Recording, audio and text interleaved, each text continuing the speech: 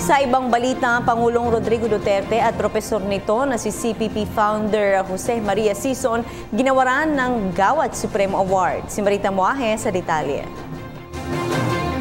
Binigyan ng Gawad Supremo Award sina Pangulong Rodrigo Duterte at Professor Jose Maria Sison sa screening ng pelikulang Tibak.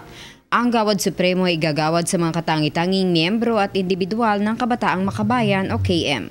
Si Sison ang isa sa mga nagtatag ng KM, gayon na rin ng Communist Party of the Philippines o CPP, samantalang naging estudyante nito ang miyembro din ng KM noon na si Pangulong Duterte. Subalit dahil sa masamang lagay ng panahon ay hindi nakarating ang Pangulo at sa halip ay nirepresent siya ni Presidential Spokesperson Ernesto Abella para tanggapin ang award.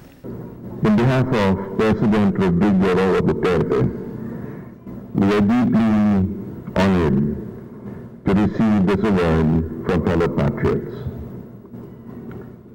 I am a Mindanaoan, and I have seen with my own eyes the injustices suffered by the Bangsa Moro. I have Muslim blood in my veins. It is a must that we know the whys and the wherefores of our differences and understand and accept these if we are to have social cohesion. We need to embrace our differences if we are to come together as one.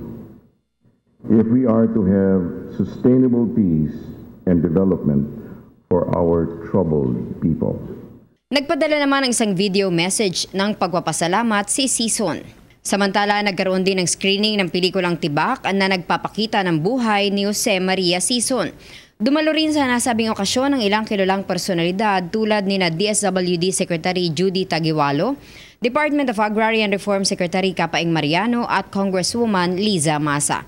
Sinasabing napapanahon ng pelikula at ang pagkilalang ito dahil na rin sa ginaganap na peace process sa Oslo, Norway. Para sa PTV News, Marita Muaje.